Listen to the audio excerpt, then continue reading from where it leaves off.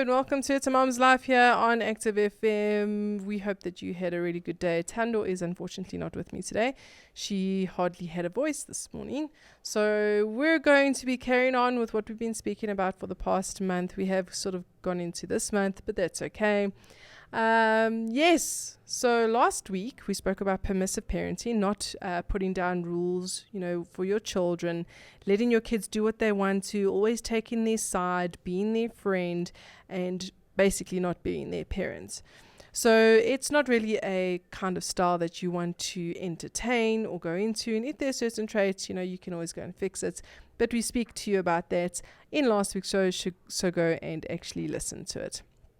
Today's content comes from www.healthline.com, and we're speaking about uninvolved parenting. So it sounds a little bit daunting, but it says uninvolved parenting, also called neglectful parenting, which obviously carries more negative connotation, is a style of parenting where parents don't respond to their children's needs or desires beyond the basics of food or clothing and shelter.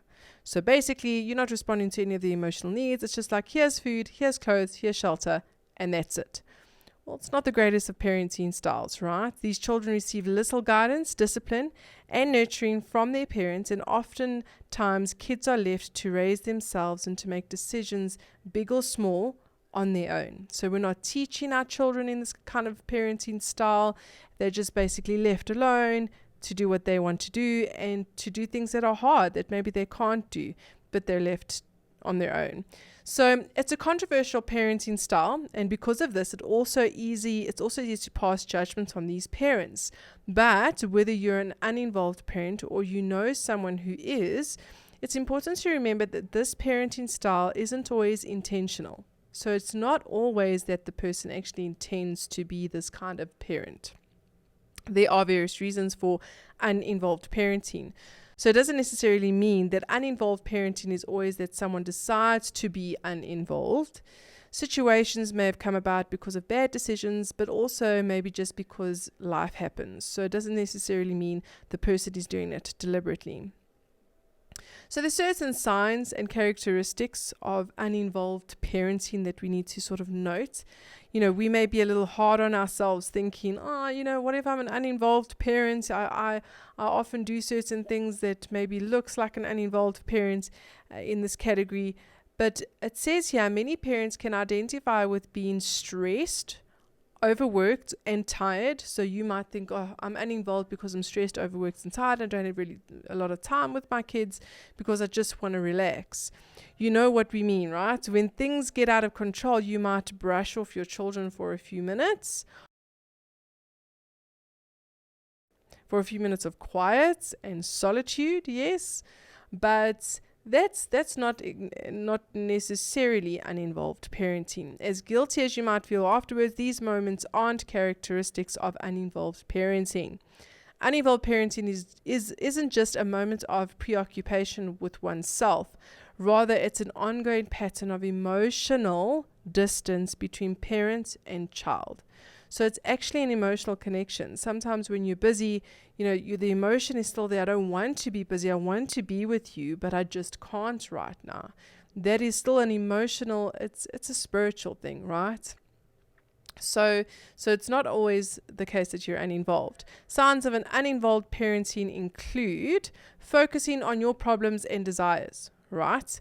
Whether it's work, a social life apart from your kids, or other interests or problems, uninvolved parents are preoccupied with their own affairs. Now, again, this is not to say that it's not a thing of, I don't want to be preoccupied, but I am preoccupied. It's more of a decision. I'm preoccupied. I'm actually not going to concern myself around you at this point in time.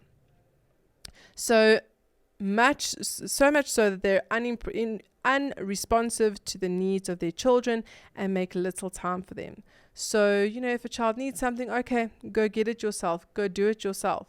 That kind of response is not great. Teaching them is a different story. But going, listen, I know you can't do it, but go do it anyway, is a very different story.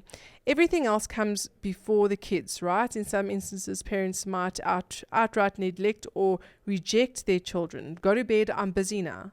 or go to bed, I'm busy watching my program, instead of, what is the problem? Let's pause the program. Are you okay? Okay, cool. Go to bed. It's more of a rejection than just having your child, leave you alone for a bit. You're showing signs of rejection. Again, this isn't always a matter of choosing a night at the club over family game night. Sometimes there are issues at play that seem outside of a parent's control. So sometimes there could be things, that are bugging parents, you as a parent, and now you are literally going, okay, well, I'm not going to be, giving my child attention because I'm just too stressed right now. I don't care about them. Go to your grandparents. It is a problem when you do that, when you become emotionally unattached. So that brings us to our next point.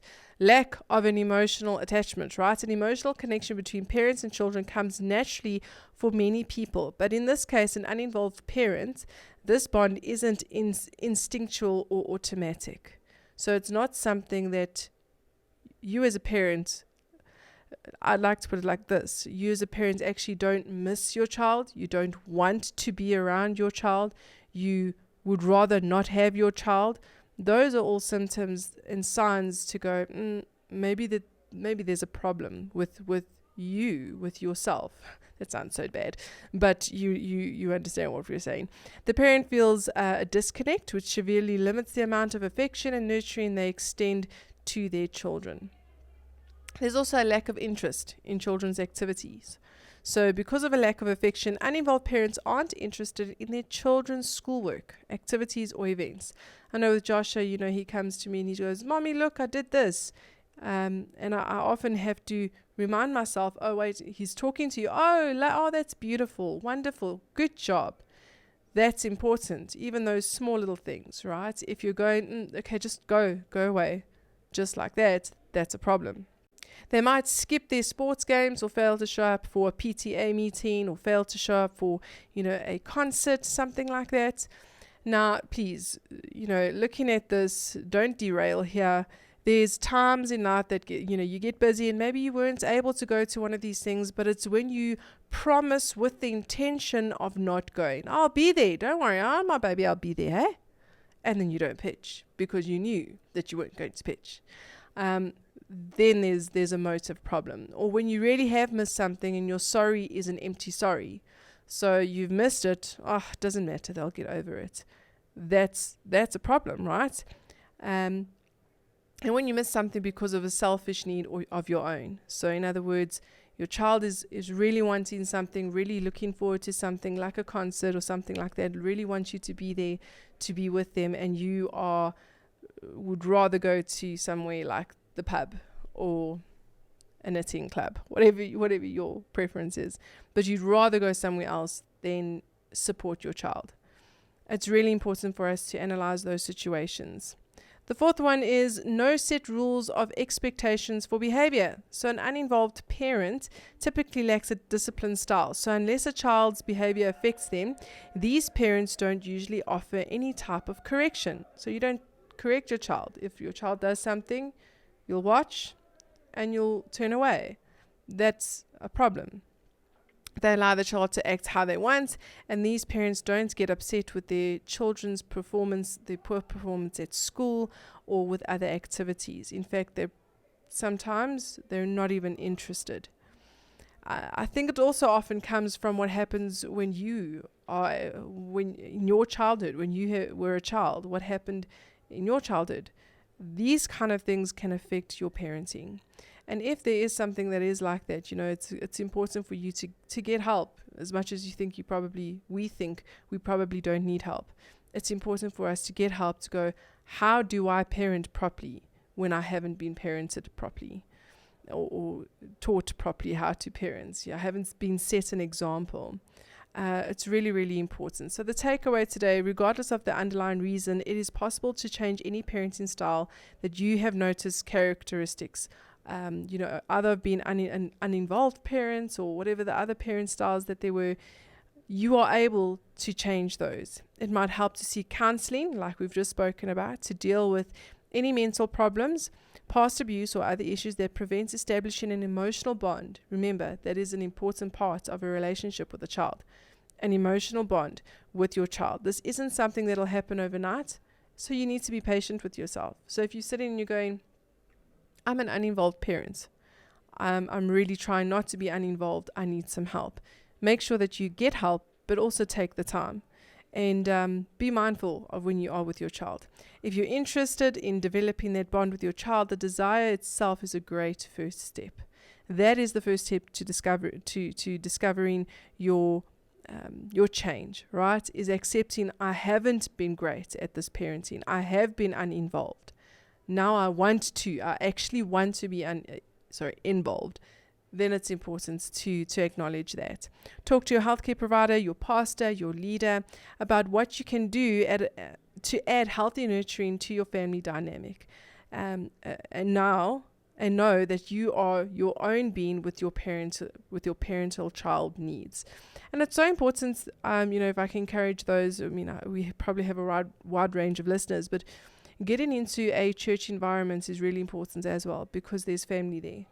And you will see examples of family, and you'll be treated like family, ups and downs and all. It's just a really good place to be in, and to get your support that you really need. We're going to end off now in Psalm 127 verse 3. And it says, Behold, children are a gift of the Lord. The fruit of the womb is a reward. Children are a gift from the Lord. Children are not born just out of the mother and father's desire for love and lust.